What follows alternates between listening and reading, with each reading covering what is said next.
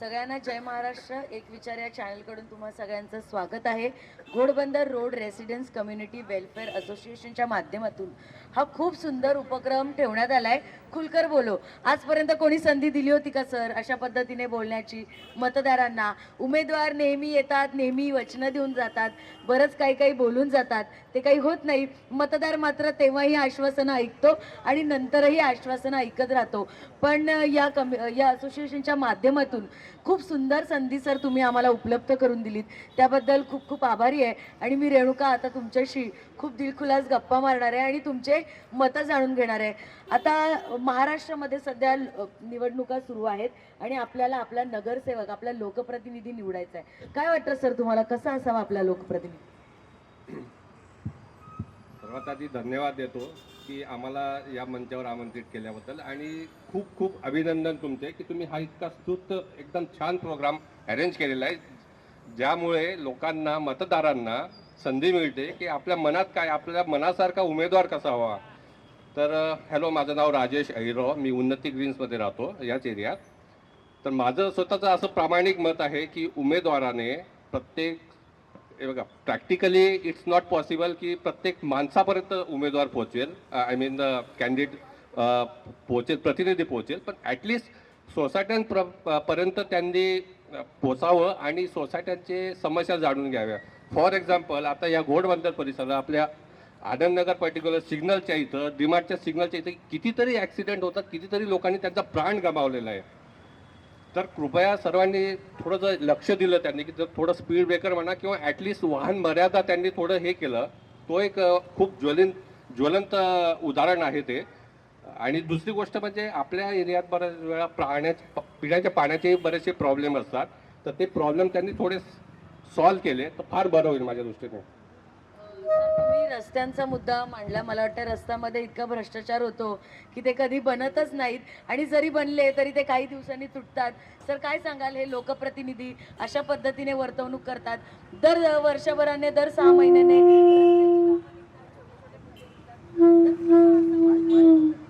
काम त्यांनी केलं पाहिजे.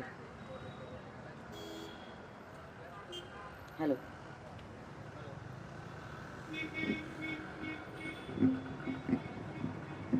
हॅलो, प्रथमतः सर्वांना जय महाराष्ट्र. आणि घोडबंदर रोड रेसिडेंट्स आपलं असोसिएशनचे खूप आभार आणि अभिनंदन, कारण की आपण असा एक सुस्ती असा उपक्रम इथे मांडलेला आहे.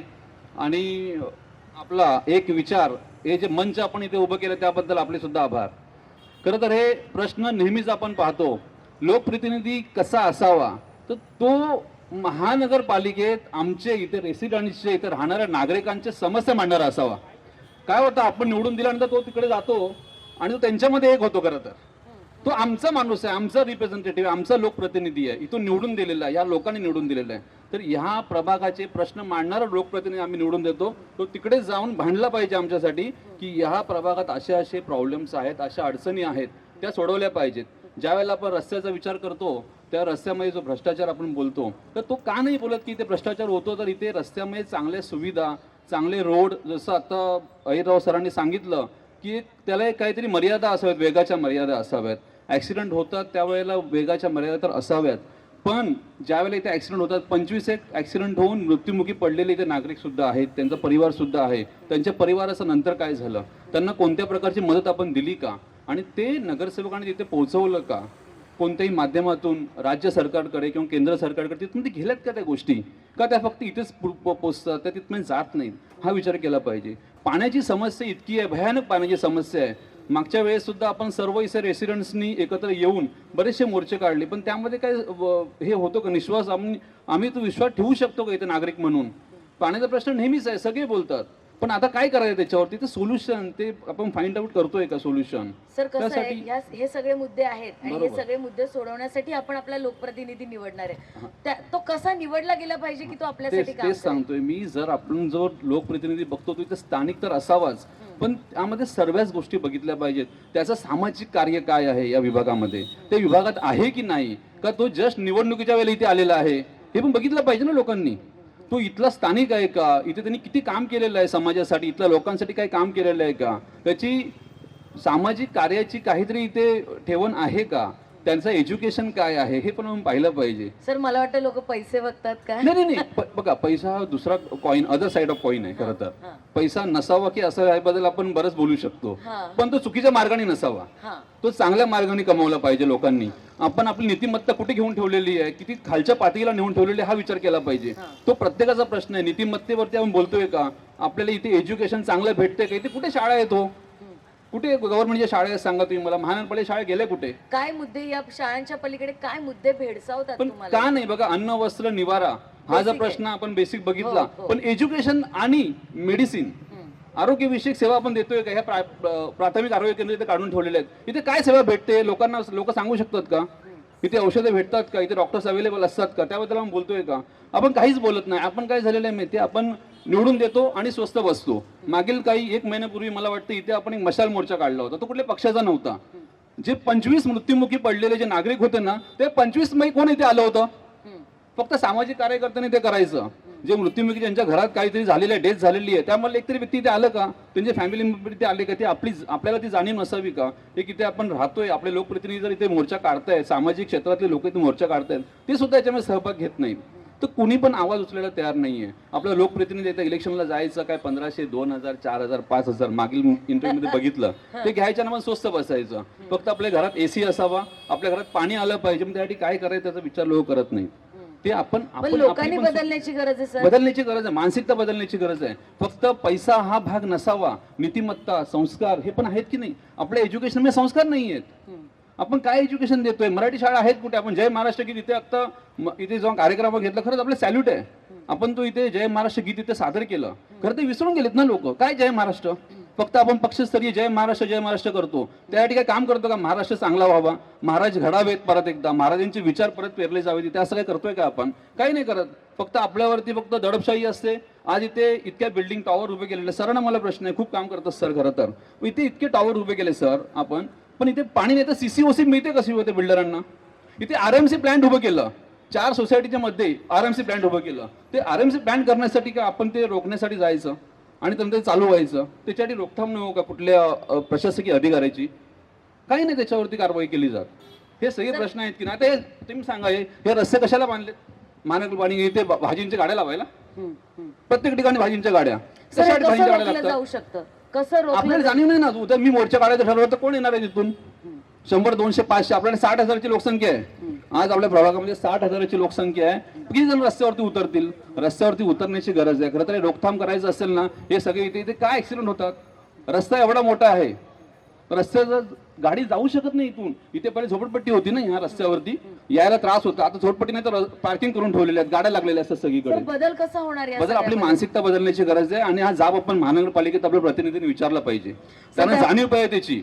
त्यांना काही जाणीव नाहीये. ते फक्त मत घेतात आणि नंतर ते सुद्धा आराम करतात आणि आपल्याला पण आराम करायला लावतात. तर मला वाटतं की आराम करणारा उमेदवार नाही, अजून निवडण्यापेक्षा दोन हो मिनिटं. सर, हो प्लीज. इथे प्रदूषणाचा विषय आहे. किती प्रदूषण आहे आपल्याकडे? आता आपण दुसऱ्या नंबरला सिटी चाललेली आहे ही. मुंबई नंतर, दिल्ली नंतर, मुंबई आणि नंतर ठाणे. आपण इथे घरं का घेतली?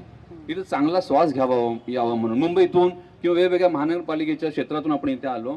चांगलं इथे एक निसर्गरम्य असं वातावरण आहे, बरोबर की नाही? पण इथे किती प्रदूषणाचं इथे हे असं सांगा तुम्ही. सकाळी आपण बाहेर वॉकिंगला जातो, किती प्रदूषण असतात. आपण कुठल्याही मुद्द्यावरती बोलायला तयार नाहीये. आपण इथे तुम्ही सांगता इथे कबुतरांचं इथे जाळे करून ठेवलेलं असतं. कितीतरी खूप विचित्र असे, खूप भयानक असे आजार होत आहेत लोकांना. पल्मोनरी डिसीज होत आहेत. मी प्रोफेशनली डॉक्टर आहे. पल्मोनरी डिसीज होत आहेत, ते नॉन रिव्हर्सिबल असतात. नॉन रिव्हर्सिबल, त्याला तुम्ही रिव्हर्सिबल करू शकत नाही. एकदा झाला तो आजार की तुम्हाला जन्मभर त्याच्या गोळ्या घ्यायच्या आहेत, औषधं घ्यायचे, डेथ थ्रेटनिंग डिसीज होतात त्याच्यामुळे. पण आपण कबुतरांना इथं रोकथाम करण्यासाठी गेलं तर मग ते कुठलं तरी एखादा त्याला म्हणतो ना आपण, हा समाज पुढे येतो. सर मी सॉरी तुम्हाला अडवतेय. तुम्ही खूप कळीच्या मुद्द्यांना हात घातलाय, पण काय होतं या जनतेला ना, नवरात्री उत्सव साजरा करणारा, दिवाळी पहाट करणारा, आम्हाला ट्रिपला घेऊन जाणारा असे लोकप्रतिनिधी हवेत. मला त्या मुद्द्याशी काही करायचं नाहीये. मला माझे किंवा आमच्या जनतेचे मुद्दे मांडायचे. जर आपण इथे भटकी कुत्री असतात. आता मी काल 1 महिन्यापूर्वीची घटना आहे दिव्यामध्ये, आणि बऱ्याच ठिकाणी होते कुत्रा चावतो. कुत्रा त्या मुलीला चावला. 5 वर्षांची मुलगी होती. त्याच्यानंतर तिला रॅबिसचं इंजेक्शन पण दिलं. सगळे प्रोटोकॉल फॉलो केले. तिला इम्युनोग्लोबुलिनचं इंजेक्टेबल असं ते दिलं. त्यानंतर डेथ झाली तिची. 20व्या दिवशी जी डेथ झाली 20 ते 22 दिवसानंतर सगळ्यांनी प्रश्न उचलला, रॅबिसचं इंजेक्शन खरं तर नकली असेल, पण ते कारण वेगळं असतं. मानेच्या वरती किंवा मानेच्या वरच्या भागामध्ये जर कुठे कुत्रा चावला तर ते आपल्याला रोकथाम करणं कठीण असतं, कारण की प्रतिकारशक्ती वाढायला वेळ लागतो, त्याच्याहून फास्ट रॅबिस पोचतो आणि त्यामुळे ब्रेनमध्ये इन्फेक्शन होऊ शकतं, संक्रमण होऊ शकतं.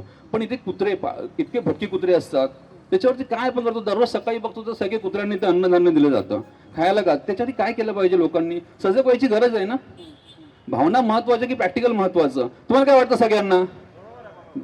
भावना महत्वाच्या असतात आपल्या, किंवा प्रॅक्टिकल झालं पाहिजे कुठेतरी? प्रॅक्टिकल झालं पाहिजे ना. मग लोकांची मग गरज आहे, जेव्हा आपल्यातली मतांतरं होतील, आपण ज्या वेळेला आपल्या मताला परिवर्तन करू शकतो ना, त्यावेळेला आपण चांगला लोकप्रतिनिधी निवडून देऊ शकतो. खरंच ही खरी गोष्ट आहे सर. जोपर्यंत मतदार राजा बदलत नाही, तुम्ही वैचारिक पातळी ठेवून मतदान करत नाही, तोपर्यंत हे बदलू शकणार नाही. मुळात तुम्हाला तुमचा प्रतिनिधी कसा हवा, तो रस्त्यावर उतरून काम करणारा हवा. त्यांनी मी जसं मगाशी मेन्शन केलं, खूप साध्या अपेक्षा आहेत. माझ्यासाठी दिवाळी पहाटचा कार्यक्रम केला, आमच्यासाठी महिलांसाठी लाडकी बहीण योजना आणली, वृद्धांसाठी ट्रिप, या सगळ्या गोष्टी आहेत. पण या पलीकडे जाऊन ग्राउंडवर काम करणारा प्रतिनिधी हवा. हे सगळे रंगरंगोटी करून काय होणार आहे का समाजासाठी? खरंच सांगा तुम्ही मला, काय फायदा आहे ह्याचा? आम्हाला चौकांमध्ये कुठेतरी काय ते उभं करायचं, याचा काय फायदा हो आम्हाला? आम्हाला याचा काय फायदा नाही आहे. तुम्ही आम्हाला पाणी द्या, पाणी देऊ शकत नाही, मग मुद्दा कुठेतरी फिटकवायचा, कुठे भिंती रंगवायच्या, त्यांना आम्हाला काय फायदा आहे? रेसिडेंटला काय फायदा आहे? पाणी नाही येते घरामध्ये, सगळे टँकर 50-50 लाखांची बिलं भरतात. कुठलं कॉम्प्लेक्स असायचे टँकर मुक्त आहे आपल्याकडे? कोणतं कॉम्प्लेक्स आहे? मग त्याच्यासाठी का नाही काम केलं जात? फक्त भिंती रंगवायचं काम आहे का? आमच्या टॅक्सचा पैसा भिंती रंगवण्यासाठी वापरतात का? आणि याच्या पुढे आपण चालू द्यायचं नाही. त्याच्यासाठी आपण लोकप्रतिनिधी एक उत्तम निवडून द्या. फक्त रंगरंगोटी करायची नाहीये आपल्याला. स्पीड ब्रेकर तर हवेतच, परंतु त्याच्यामध्ये आपली सुद्धा चुकी असते. ॲज अ रेसिडेंट आपण आपल्याला काय हवं आहे ते बघितलं पाहिजे. आम्हाला काय पाहिजे? पाणी, रोडवरती जी वेग मर्यादा आहे ना ती पाळली गेली पाहिजे. त्याच्यासाठी स्पीड ब्रेकर झालेच पाहिजेत. आपले सगळे रोड बघा, तुम्हाला सांगतो, हा रोड चौकातला हा चौक वेगळा, तो रस्ता तिरका, हा तिरका. तुम्ही वडवलीला जा, तिथे मग तसा तिरका कसा होतो? इकडचं ऋतूचं कंपाऊंड तोडलं जातं, पण इकडचं रॉयल प्लाझाचं हे नाही जात का मागे रस्ता? का नाही होत तो? तिकडे सुद्धा तसंच आहे, वडवलीला वाघबीला सुद्धा तसंच आहे. का तिरके असतात ते सगळे रस्ते? सरळ का नाही होत चौकातून? आता इथे तुम्ही जाताय, इथे काय तुम्हाला कळतं? इथून गाडी आली, इथे गाड्या बघा, या उलट्या आल्या मॅडम, बघा आता इथे ऍक्सिडेंट होणार नाही का? खरं तर मला सर तुमचा मुद्दा मला कळला आणि मला याच प्रश्नाला घेऊन आणखी सर तुम्हाला विचारायचंय. सरांनी अनेक मुद्दे मांडले ज्याच्यामध्ये कुठेतरी जनतेची चूक आहे आणि कुठेतरी तुमचे लोकप्रतिनिधीही चुकीचे वागतायत. तुम्हाला काय वाटतं, जर आपला नगरसेवक आपल्याला जर आपला लोकप्रतिनिधी निवडायचा आहे, त्याची पात्रता काय असली पाहिजे आणि लोकांनी कशा पद्धतीने निवडून दिला पाहिजे? मुळात विषय असा आहे की घोडबंदर वासियांनी पहिले हा विचार केला पाहिजे की आपण मतदान करायचं की नाही करायचं. कारण की आपण जर मतदान करतोय तर ती व्यक्ती नक्की योग्य आहे का? आपण पक्ष बघून मतदान करतो, पण आपण व्यक्ती बघून मतदान करत नाहीये. आज मी घोडबंदरला राहतोय गेली कित्येक वर्ष. मला काही कामानिमित्त रोज रात्री लेट यावं लागतं. मी भले 1ला येऊ, 2ला येऊ, 3ला, माझ्या घरचे जागे असतात की मी घरी व्यवस्थित येतोय की नाही. ही परिस्थिती मॅडम आज घोडबंदरची. आज रोड आपण मोठा केला, तुम्ही थोडं बाहेर जाऊन राईटला गेलात ना तर घोडबंदरचा रोड मोठा झाला नाही तर 3 टपरे टाकून ठेवलेले आहेत. या कोणाच्या आशीर्वादाने आहेत? आणि त्या काय आहेत? तुम्ही आम्हाला काय देता हे महत्वाचं आहे की तुम्ही लोकांसाठी काय करता हे महत्वाचं आहे. आणि घोडबंदर वासियांचं मॅडम झालंय असं ना की लोक माणूस बघून मतदान करत नाहीये, फक्त एक बघायची कुठली तरी पार्टी आहे तिला बघून मतदान करतात. आणि नंतर अक्षरशः म्हणजे नरक यातनेमध्ये राहणं म्हणजे घोडबंदरला राहणं. मी तर या भाषेत सांगेन, अशी घोडबंदरची आजची अवस्था आहे. ती जर आपल्या सर्वांना जर बदलायची असेल तर सर्वप्रथम आपल्याला आपली मानसिकता बदलणं गरजेचं आहे. एखादा तुम्ही नगरसेवक जो जेव्हा निवडता तो आपल्या हाकेलाच आपल्या दारात उभा राहू शकतो की नाही हे बघा. पक्ष बघू नका, तो आपल्यासाठी एका फोनवरती रात्री अपरात्री अवेलेबल होतोय का, आपली कामं तो करतोय का हे बघणं गरजेचं आहे, ना की तो कुठल्या पॉलिटिकल किंवा बाकी कुठल्या बॅकग्राऊंडने तो अवेलेबल आहे. सर काय अशी कामं आहेत जी येणाऱ्या काळात तुम्हाला प्रखरशाने झाली पाहिजेत असं वाटतंय? एक जसं सरांनी सगळेच मुद्दे घेतले, काही ठेवलेच नाही सरांनी मुद्दे, पण घोडबंदर वासियांचा मॅडम कळीचा मुद्दा एकच आहे की टँकर मुक्त घोडबंदर होणार कधी? ही टँकर माफियांची जी चेन आहे बंद होणार कधी? आज कुठला असंच कॉम्प्लेक्स नाहीये तो का पाण्याचा टँकर चाललाय. कुठला असं कॉम्प्लेक्स नाही जिथे पाण्याचा समस्या म्हणजे बेसिक गोष्टी आहेत.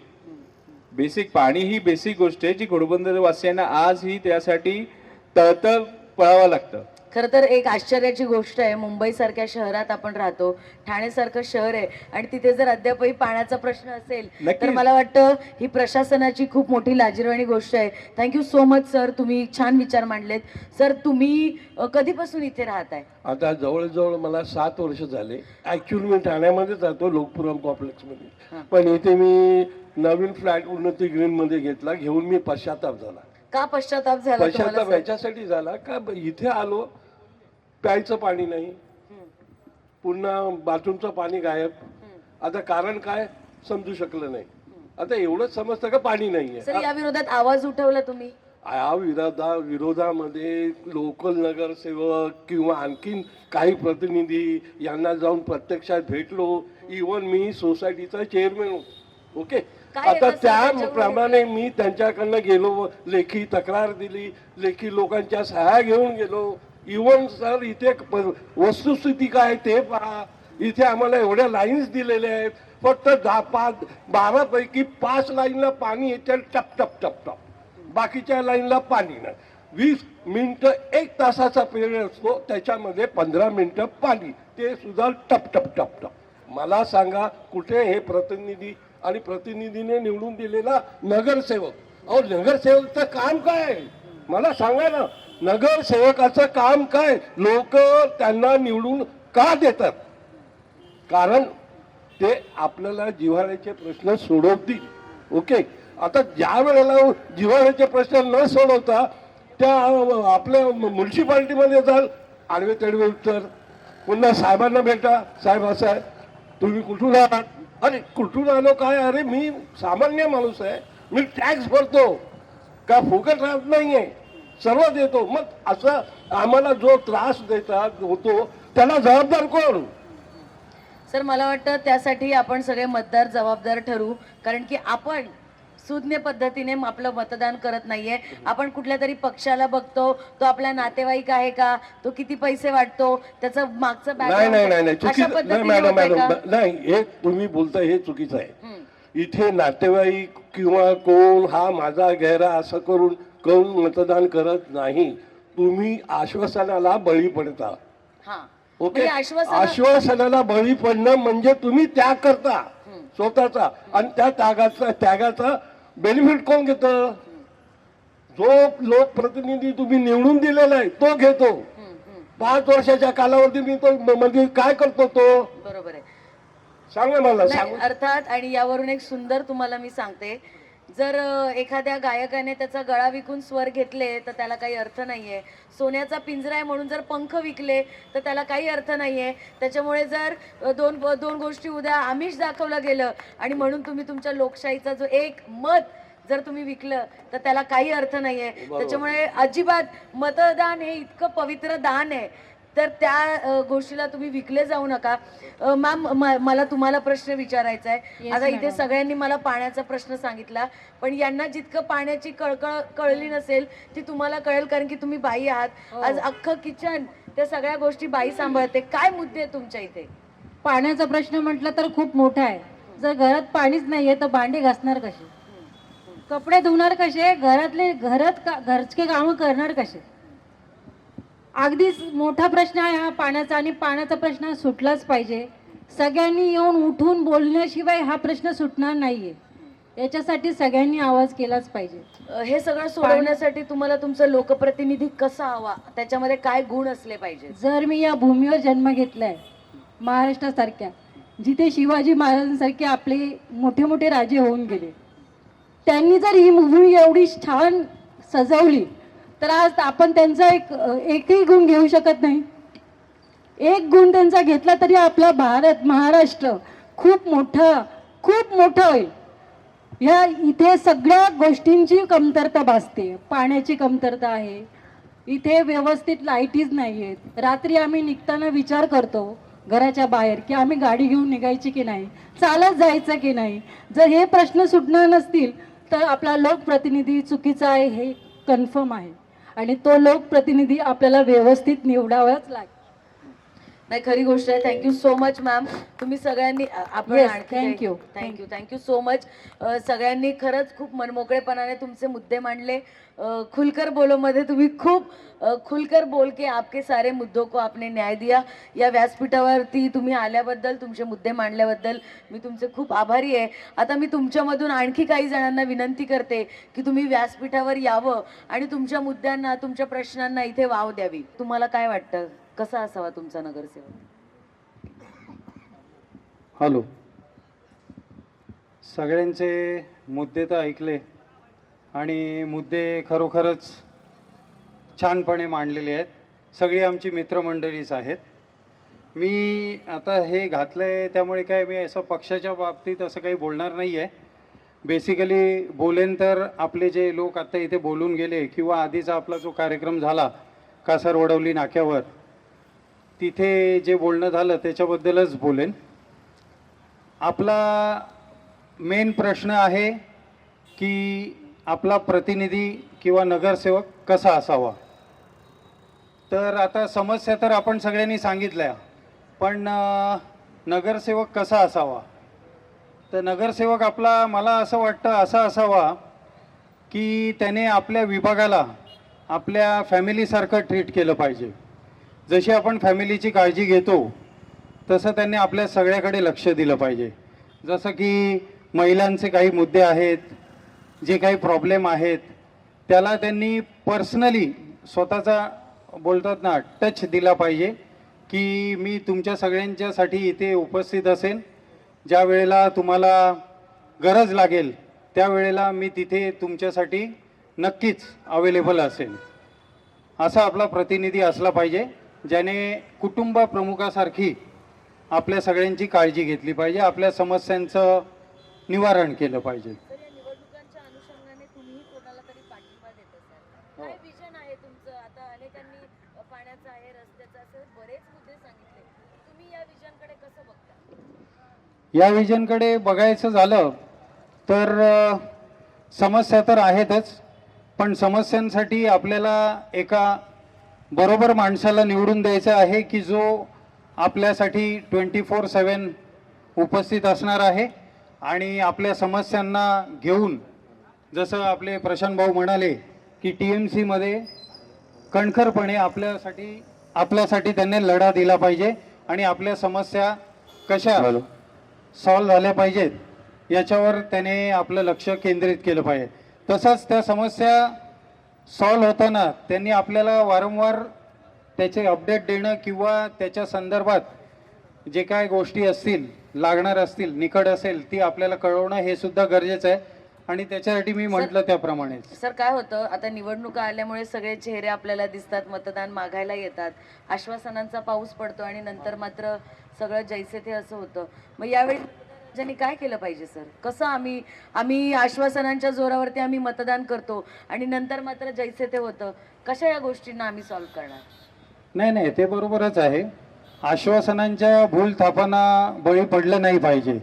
आता आपल्या विभागात गेल्या 10 वर्षापासून 15 वर्षापासून जे नागरिक राहत आहेत त्यांनी या गोष्टीकडे लक्ष दिलं पाहिजे की त्यांना जेव्हा समस्या येत आहेत तेव्हा ते कोणाकडे जात आहेत आणि त्यांच्या समस्यांना पुढे घेऊन जाऊन कोण त्यांना त्या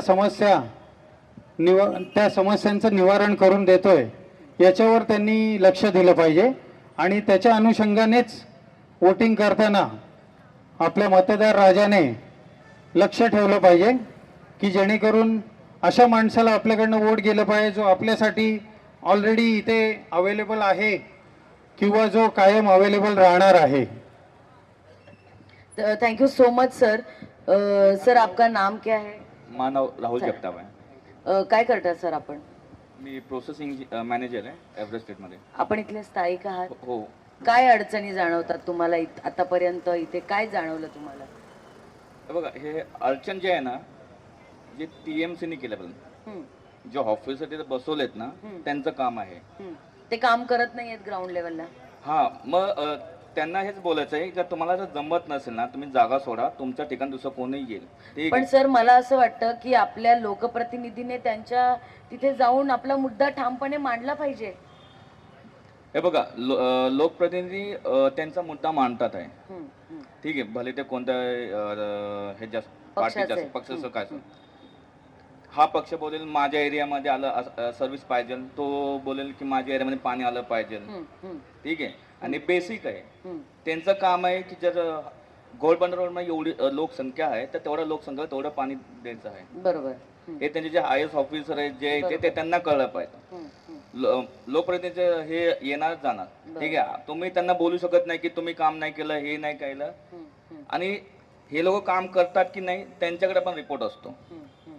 बरोबर. ठीक आहे. लोकप्रतिनिधी असं पाहिजे की तो त्यांनी माणुसकी जाणली पाहिजे, ठीक आहे. मला अजून एक बोलायचं आहे ह्याच्यावर की मागच्या 1-2 वर्षांत बघितलं जातीवाचक मोर्चे निघतात आहे, हम्म, हम्म. ठीक आहे. प्रत्येक समाजाचा, मला काही कोणत्या समाजाचं बोलायचं नाही. मला एकही मोर्चा दाखवा की ज्याने शिक्षणासाठी मोर्चा काढला असेल की आम्हाला शिक्षण फुकटून पाहिजे. जर टॅक्स भरतोय तर मला माझं शिक्षण फ्रीमध्ये पाहिजे. हम्म, एकही पार्टी दाखवा की त्यांनी हा मोर्चा काढला असेल. हम्म, हम्म. काढला का? नाही काय. प्रत्येकाच्या आपल्या प्रायव्हेट शाळा आहे, प्रायव्हेट कॉलेज आहे. तुम्ही दुसऱ्या देशात जावा, दुसरीकडे जावा, तुम्हाला शिक्षण फ्रीमध्ये भेटतंय. नाही, खरी गोष्ट आहे. सरकारी बघा शाळा मी काय कमी बोलतो, पडतायत. हा बेस आहे ना, बेस आपला पाया मजबूत करा, हम्म, शिक्षण फ्रीमध्ये द्या. हम्म. तुम्हाला आरक्षण कोणीच मागणार नाही. बरोबर आहे. हम्म, आरक्षण कशाला पाहिजे? जॉब भेटण्यासाठी, नोकरी भेटण्यासाठी. जर तुमचं शिक्षणच झालं तर तो कोणी आरक्षण मागणारच नाही. बरोबर आहे. हम्म, हम्म. कळलं का? नाही. जे बाईक घेऊन आम्हाला आरक्षण पाहिजे, अरे तुम्ही तुमच्या बाईकचा किंवा तुमचा जो चालना बदली करा, हम्म, जावा तिकडे. आम्हाला शिक्षण पाहिजे. हम्म, हम्म. पैसे देतो ना आपण, टॅक्स भरतो ना, मग तर शिक्षण कुठे? का प्रायव्हेट शाळेमध्ये 1 लाख रुपये फी द्या, हे द्या. माणूस जर शिकला ना तर ह्या सगळ्या गोष्टीमध्ये जे तुम्ही बोलता ना म्युन्सिपालिटी TMC मध्ये जे ऑफिसर बसले ते पण शिकलेले बसणार. बरोबर. पाया मजबूत करा, सगळं मजबूत होणार. सर, काय होतं आता निवडणुकांच्या अनुषंगाने वेगवेगळे राजकीय पक्ष दिसतात, सगळ्या गोष्टी होतात. मला मतदार म्हणून तुम्हाला विचारायचं आहे, व्यक्ती बघून मतदान करावं की त्याचा पक्ष बघून मतदान करावं, त्याची जात बघून मतदान करावं? मतदारांनी कसा निर्णय घेतला पाहिजे या अनुषंगाने? कारण की या खऱ्या गोष्टी ग्राउंड लेवलला होत नाहीत. सगळं काही पडताळणी एक व्यक्ती म्हणून, त्याचं काम म्हणून मतदान केलं जात नाही. तुम्ही काय सांगाल याच्याबद्दल? हे बघा, आता जो पॉलिटिक्स आहे ना, हम्म, प्युअर बिझनेस आहे. Hmm. It's not a Very social true. Work. It's Very not a true. Social. मी जरी आलो, मला पैसा दिसला, माझी मनस्थिती बदलणार. हम्म, मी लोकांना बघणार नाही, मी माझा पैसा बघणार, मी माझा किस्सा बघणार. हम्म, हम्म. आता मतदान कोणाला करायचंय हा मलाही प्रश्न पडतो. हा, खरी गोष्ट. कळलं का? करायचं कोणाला? माणूस पलटलं तर काय करणार? हम्म, हम्म, हम्म. आज मी बोलतो की मला मतदान करा, मी तुम्हाला इथे शाळा देणार, पाणी देणार, हे देणार. मला खिशाने पैसा आले, मला माझं कॉन्ट्रॅक्ट भेटलेलं आहे. पब्लिकला मी थोडी विचारणार आहे. पण मग माणूस- अशा वेळी मतदारांनी मग ते तर तू उपाशीच राहिले, ते बाकीचेच हे बघा, तुपाशी. मी बोलतो, अजूनही बोलतो, बेसिक स्ट्रॉंग करा, ऑडिट सिस्टम TMC मध्ये स्ट्रॉंग करा, IAS ऑफिसर त्यांना पकडा. हे लोकप्रतिनिधीला पकडून काही फायदा नाहीये. हम्म, हम्म. त्यांना पकडा, ऑडिट सिस्टम चांगलं करा. जे काय सिस्टम आहे त्या सिस्टमचं ऑडिट झालं पाहिजे. कोणी काम केलं, कोणी काय ना काम केलं ते झालं पाहिजे. कारण मी एक ISO ऑडिटर आहे मी, ठीक आहे. मी lean six sigma black belt आहे. मूळ कारण काय? शोधणं हे माझं काम आहे, माझ्या कंपनीमध्ये. जर आज मला माझी कंपनी 9 तासाचे पैसे देते तर मला भाग आहे त्या कंपनीसाठी काम करणं. जर मला जो पगार भेटतोय तर मला भाग आहे तर TMC साठी काम करणं. सरांनी खरं तर खूप छान मुद्दा मांडला की वरतून जेव्हा सिस्टम छान बसेल ना तेव्हा मला वाटतं ग्राउंड लेवलला सगळं काही सुरक्षित चालेल. सर, मला आपल्याला, आपण मगाशीही बोललो, मला आपल्याला विचारायला आवडेल, तुम्ही ठाणेकर आहात, इथले स्थायिक आहात तुम्ही सर? सर, तुम्ही खूप आधीपासूनच ठाणे इथला हा परिसर बघितलाय, काय बदल जाणवतो तेव्हा आणि आत्तामध्ये? तुमच्यापेक्षा छान आम्हाला कोणी सांगू शकत नाही. ह्या ठिकाणी मी सेकंड स्टेजला आता उभा राहिलो आहे. प्रॉपर ह्या ठाणे शहरामध्ये खरं पाहता त्या विषयाला हात घालताना मी एकच म्हणेन, महाराष्ट्र ही साधू संतांची आणि छत्रपती शिवाजी महाराजांच्या पतित पावलानं प्रगल्भ असा हा आपला महाराष्ट्र आहे. ज्या वेळेला हा महाराष्ट्रातला त्यावेळेचा काळ होता, त्यावेळेला जंगलं होती, पायवाटा होत्या, हे रस्ते नव्हते, त्यावेळेला आपण प्रामाणिक होतो. आणि आज एवढ्या सुविधा एका ह्या मोबाईलमध्ये संपूर्ण जग आलेलं आहे, असं असताना आपण मागे का? आदरणीय आमचे डॉक्टर साहेब ह्या ठिकाणी बोलून गेले. कारण आम्ही आत्ता हे जे जमलो ते आनंदवासी आहोत. ह्या विभागातून हावरे सिटी टू ह्या विभागात आहोत. मला एकच म्हणायचं आहे ह्या ठिकाणी की तुम्ही सांगितल्याप्रमाणे लोकप्रतिनिधी हा कसा असावा. त्यांनी एक वेळ आपल्या आईला त्या घाण तिच्या लुगड्यामध्ये त्यांनी पशिना पुसलेला असावा, तो चटणी भाकर खाल्लेला असावा, तो साधारणतः सामान्य घरात एका झोपड्यातून वर त्या बिल्डिंगमध्ये गेलेला असावा. आणि आत्ताच या सरांनी सांगितल्याप्रमाणे शिक्षण हे वाघणीचं दूध आहे आणि ते वाघणीचं दूध घेतल्यानंतर तर गरगरल्याशिवाय गुरगुरल्याशिवाय राहणार नाही. तर शिक्षण हे अतिशय महत्वाचं आहे. अहो सर्व आता आहे, जग आपल्या हातात येऊन देखील आपण मागे आहोत. म्हणून आपला जे हे 5 बोटाचा जो शिक्का आहे, जे मत आहे, जे ह्या अंतःकरणातून जाणारं मत, हे मत ही मानसिकता बदलली पाहिजे. तो नातेवाईक असू द्या, तो कोण हाय बिल्डर असू द्या, कोण भाई असू द्या, त्याला महत्व न देता तो जनतेच्या सुखदुःखासाठी. आणि जनतेला काय पाहिजे? अन्न, वस्त्र, निवारा आणि शाळा, त्याला एखादं टॉयलेटचा प्रॉब्लेम, एखादा पाण्याची सुविधा आणि डॉक्टर, हे एवढंच मागतो. आणि रोड चांगले असावे, गाडी घोडा जिथे तिथे अन्याय होता कामा नये. माझी पत्नी, माझी मुलगी ही सुरक्षित सावित्रीबाई फुलेंच्या विचाराप्रमाणे ती रस्त्यानं दिनादाट फिरली पाहिजे, हेच तर मागतोय ना. आणि म्हणून ही महाराष्ट्र ही भारताची आणि मुंबई आणि ठाणे ही आर्थिक राजधानी आहे.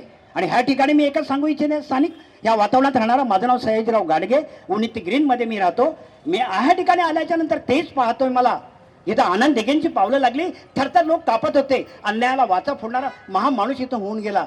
आणि इथं आल्याच्या नंतर गरिबांच्या अश्रू पुसणारा माणूस मला इथं एकच सापडला नवीन आल्याच्या नंतर, मनेरा साहेब.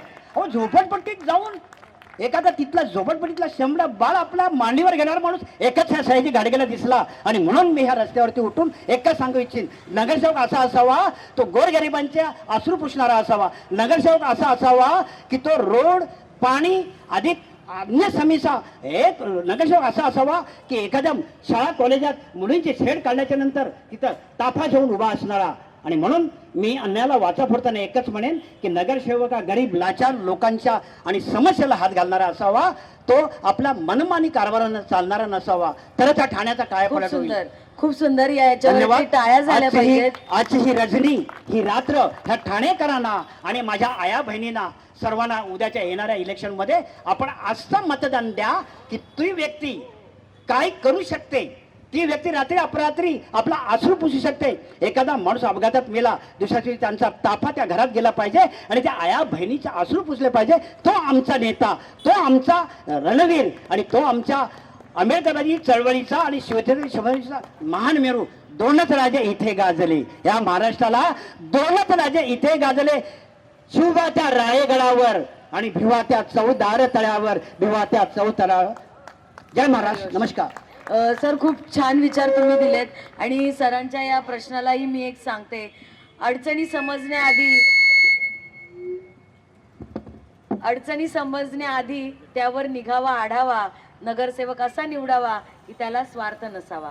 अशा पद्धतीने तुम्ही येणाऱ्या काळामध्ये तुमचा नगरसेवक निवडा.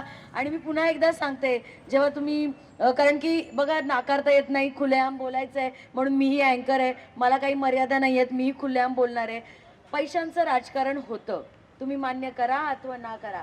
पण मला पुन्हा एकदा सांगायचं आहे, तुम्ही जर एखाद्याचे पैसे घेताय ना, नंतर रडू नका, माझा रस्ता नाही नीट केला, माझं हे नाही नीट केलं. मग ते घेण्याआधी विचार करा की मला त्या व्यक्तीकडे भांडायचं आहे माझ्या कामांसाठी. आणि अशा पद्धतीने मुळात जेव्हा जनता खरेपणाने सत्याने लढते ना, तेव्हा त्याचा कार्यकर्ता कसाही करून त्याला आपल्याला सत्य वळणीवर आणू शकतो. अशा पद्धतीची लोकशाही आपल्याला लाभली आहे. आणि त्या लोकशाहीच्या उत्सवामध्ये तुम्ही सगळ्यांनी अगदी सत्याने सामोरे जावा आणि मतदानाचा हक्क बजवा. मी एवढं तुम्हाला सांगते. सर, आपले 2 शब्द आम्हाला सांगितले. Sir, thank you so much sir, thank you. मी जनतेमधून आणखी कोणाला आवाहन करू इच्छिते की तुम्ही यावं आणि आपलं मत मनमोकळेपणाने मांडावं. कारण की या असोसिएशनने जी आम्हाला संधी दिली आहे, आपल्या सगळ्यांना दिली आहे की आपण खुलकर आपले मतं मांडू शकतो. तर त्यामुळे मी सामान्य नागरिकांना मी विनंती करते की तुम्ही यावं आणि आपले 2 शब्द इथे मनमोकळेपणाने मांडावेत. सर, आपण कोणी? सर प्लीज, आप आना चाहेंगे?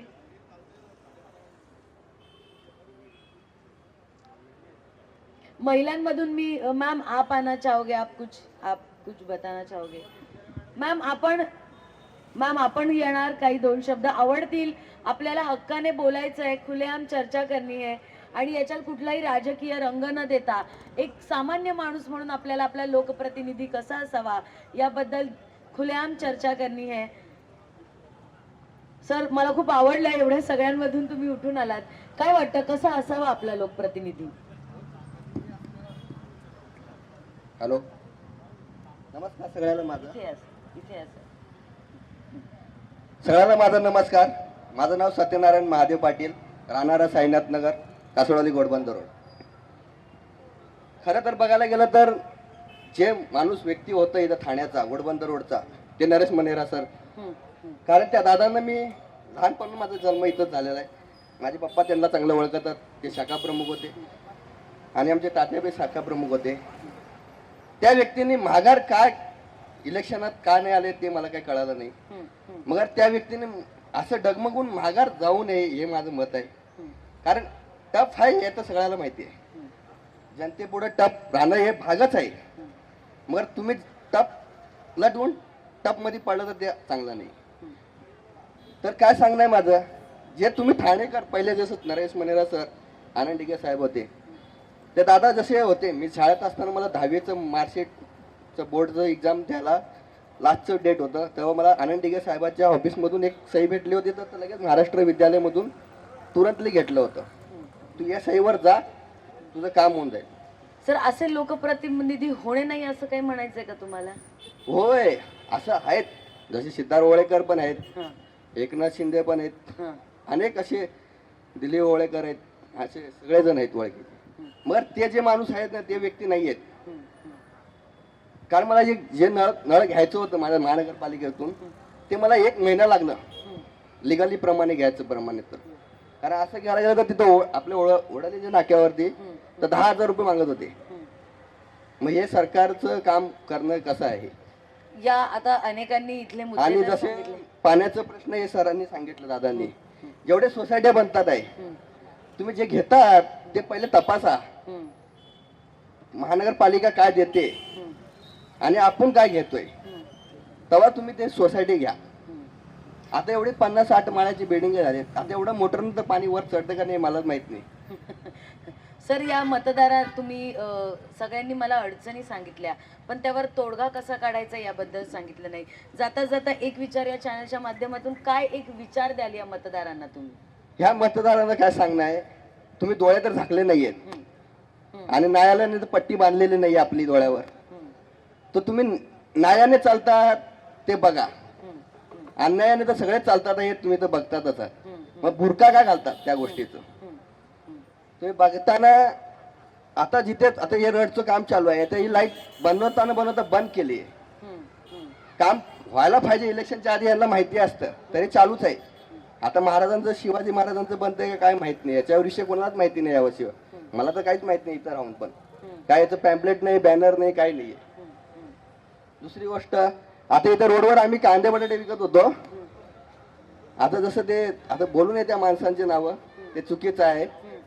मग ते म्हणून नाव घेऊ नका, ते घ्यायचं नाहीये. कारण मी एक अन्याय म्हणतोय, अन्यायाच्या वरती बोलतोय मी, न्यायावर बोलतच नाही, न्याय करतच नाही कोणी आजकाल, तर न्यायावर बोलतच नाही मी.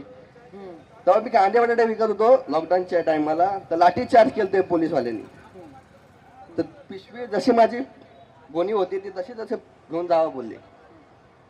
त्याच्यावर इथं आता इलेक्शनच्या टायमाला तर हे फेरीवाल्यावरती अन्याय करत नाहीत, जे महानगरपालिकावाले अतिक्रमणवाले. त्यांच्यावर का बरं एवढे उदार होत असतील? काही हप्ते वगैरे घेतले? एक हप्त्याचं असं त्यांचं त्यांना माहिती, आपल्याकडून तर कोणी घेतलं नाही. कारण मराठी आहे आणि साहेबांचं आहे, कोणाचा आनंद डिगे सरांचा आहे. त्या दादांवर विश्वास ठेवून बोलतोय, कारण त्यांनी सांगितलं हे मराठी माणसांना दिलेले बाजार आहे, मराठी माणसासाठी केलेला बाजार होता त्यावेळेचा. मला नरेश मुलाने सांगितलं नाही सरांनी काय अजूनपर्यंत तुझा बाजार तुझ्यासाठी आहे. मला जेवढे त्यांनी सांगितलं त्यावेळेस माझ्या पप्पांनी सांगितलेलं. अजून पण माझे पप्पा घरी आहेत, बघू शकतात, दिव्यांग आहेत, त्याच्यामुळं. नक्की एकंदरीत तुमचा सांगण्याचा उद्देश आहे की मतदारांनी थोडं सुज्ञ झालं पाहिजे. तुम्ही मतदान द्या किंवा नका हे तुमचा वैयक्तिक प्रश्न आहे. मग माणूस निवडून बघा चांगला आहे का, आणि जे सोसायटी तुम्ही घेत आहात ते चांगलं पहा. मोठ्या मोठ्या बिल्डरला बघून 45 लाखाला 80 लाखाला 1 करोडची भाषा करतात ना, ते चुकीचं आहे. मी सोसायटीत नाही राहत, मी स्लम एरियामध्येच राहतो.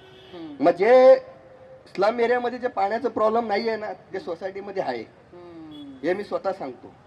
कारण मी ऐकतो, असे नाही की आमच्या कामावर जे मी आदित्य बिर्लाला जायचं जिरकॉबला, तर तिथेच बघतो सगळे कामं करणारे वर्कर लोक जे येतात एम्प्लॉई, त्यांचे पाण्याचे प्रॉब्लेम आज नाही आलं, सकाळी आलं नाही, दुपारी आलं, टँकरनं पाणी नाही आलं, असं तसे सांगतात. एकंदरीत या चर्चातून एक जाणवलं की पाण्याचा प्रश्न, रस्त्यांचे प्रश्न हे फार गंभीर आहेत इथे आणि सगळ्यांना त्याच्याबद्दल कुठेतरी न्याय हवाय.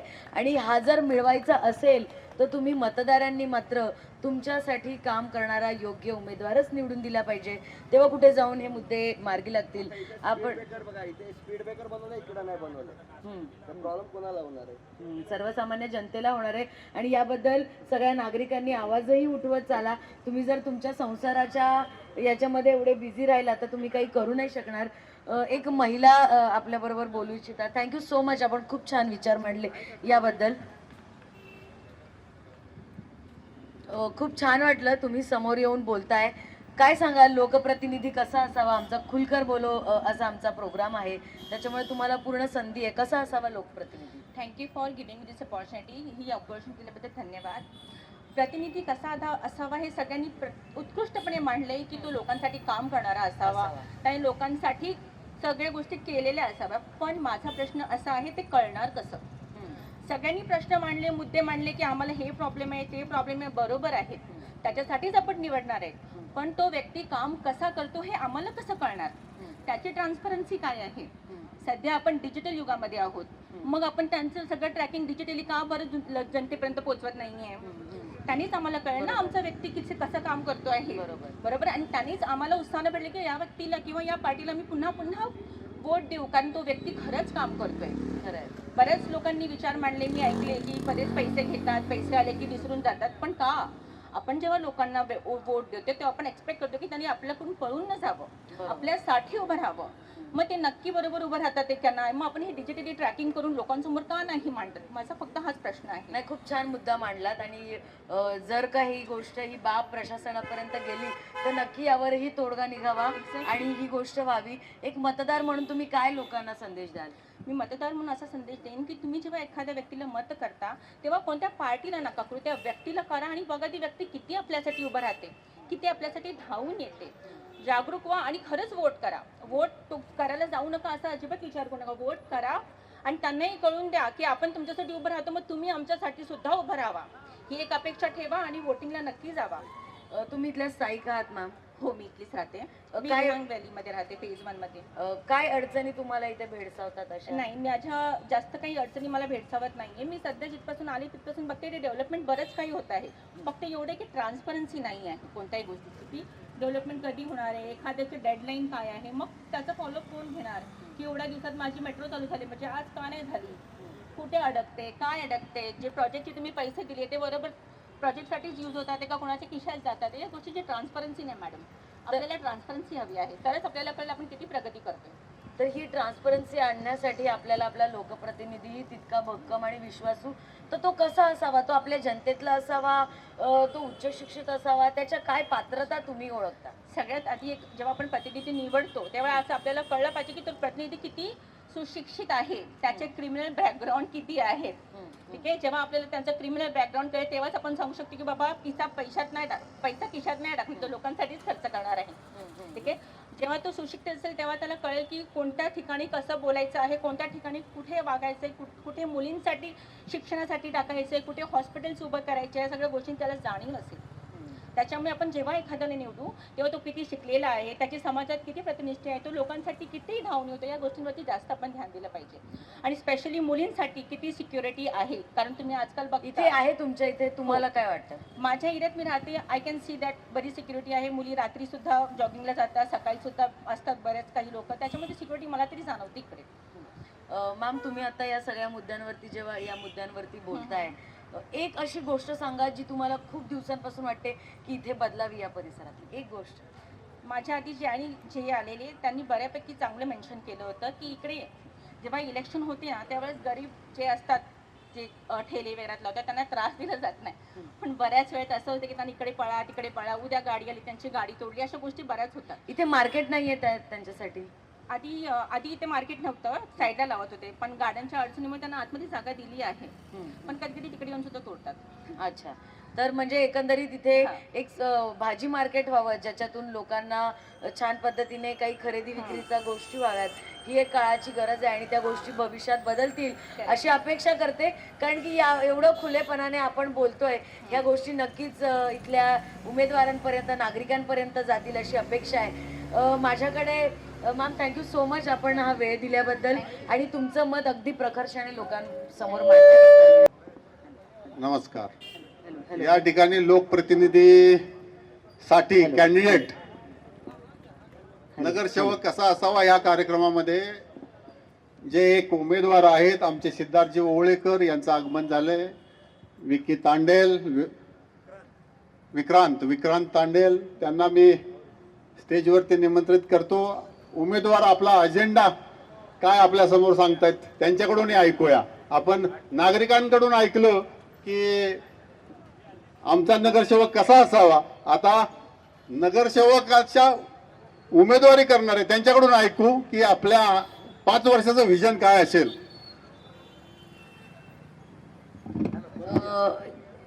जे उमेदवार आहेत त्यांना विनंती आहे की त्यांनी व्यासपीठावर यावं.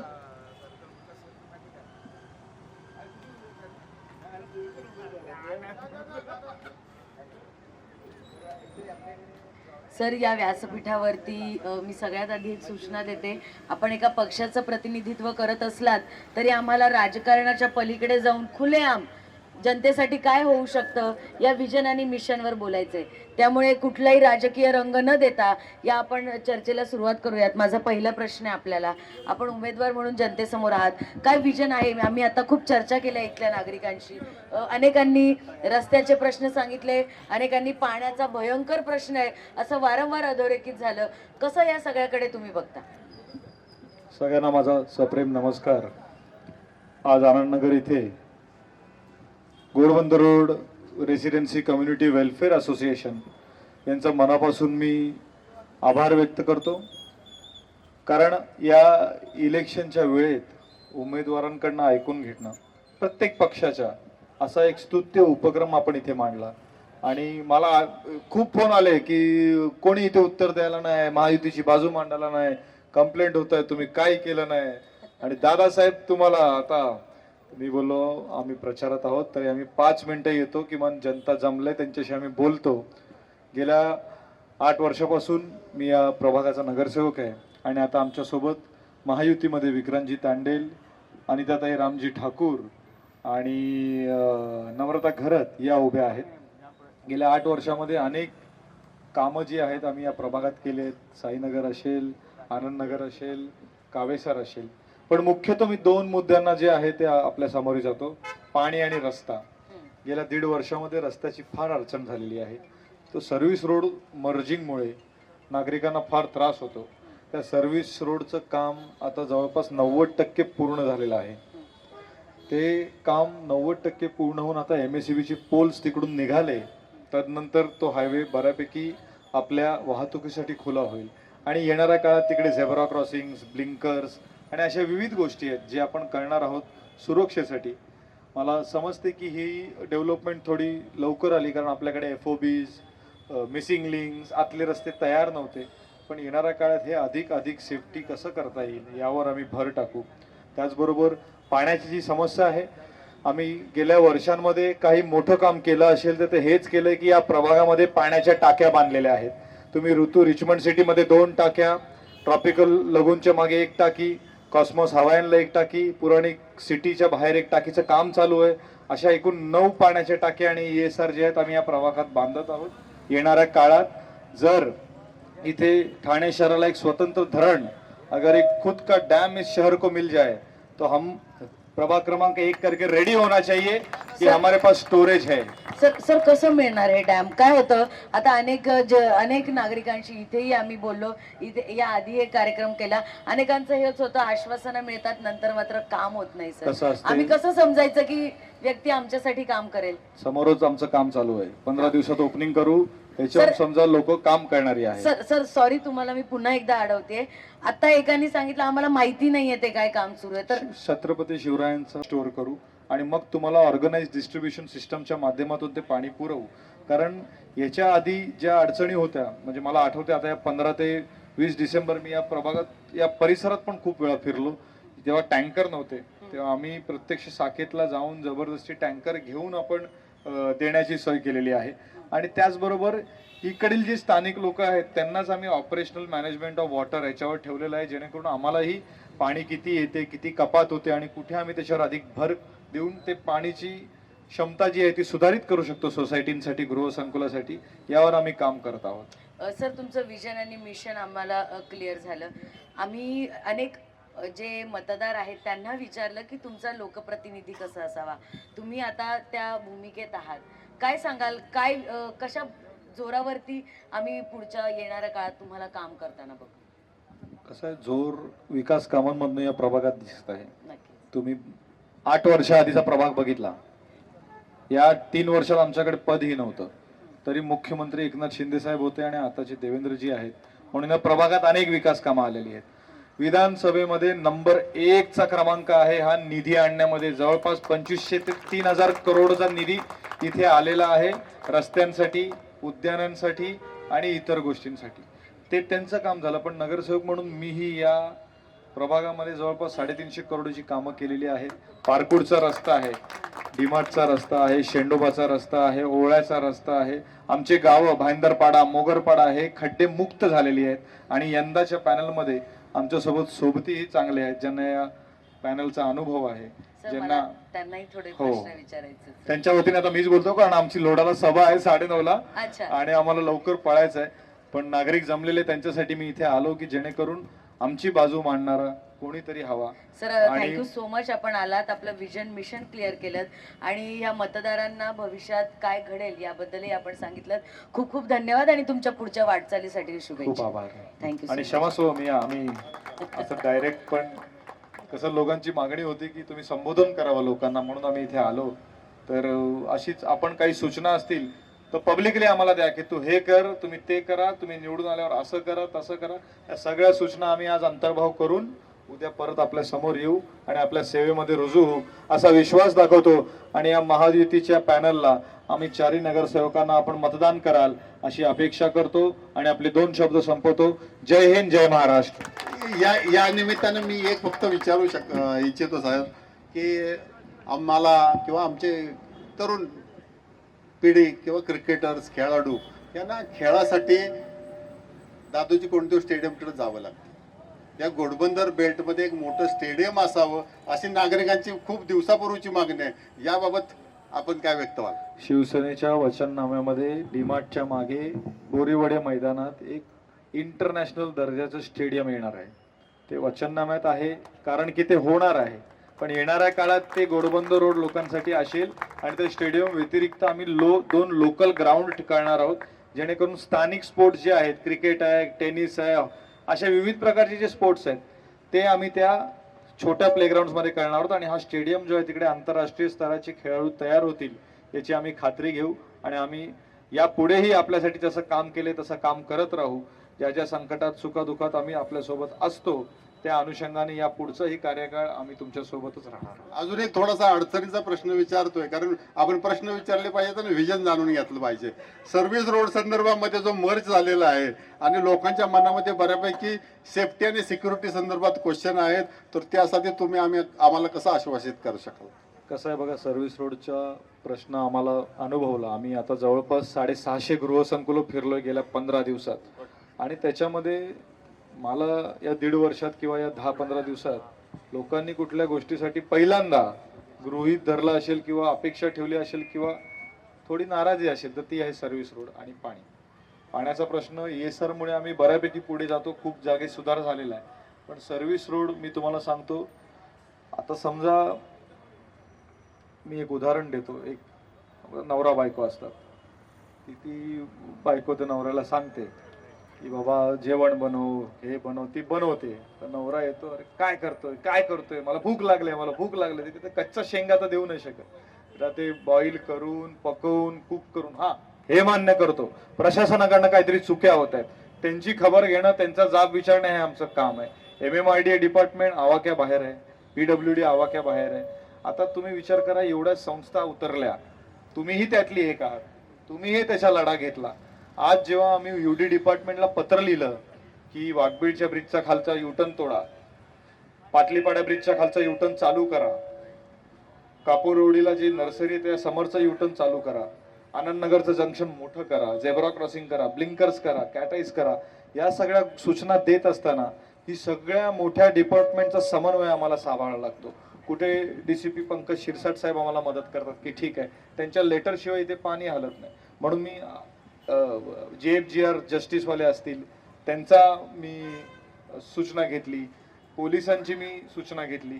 म्हणजे साधे आपल्यासाठी दिवसभर झिजत असणारे ट्रॅफिक पोलीस डिपार्टमेंटच्या कर्मचाऱ्याकडनं, वॉर्डनकडनं आणि पोलिसांकडनं मी सूचना घेतल्या की इथे काय करायला पाहिजे, आणि त्या सूचनेचा अंतर्भाव करून आम्ही वरती कळवलेला आहे.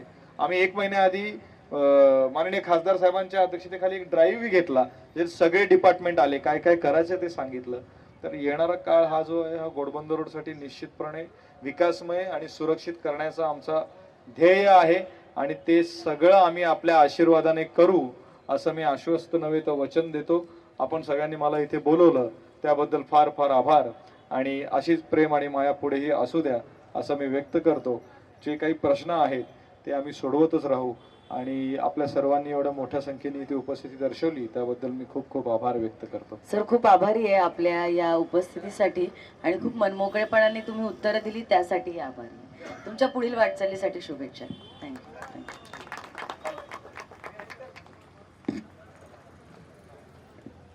थँक्यू.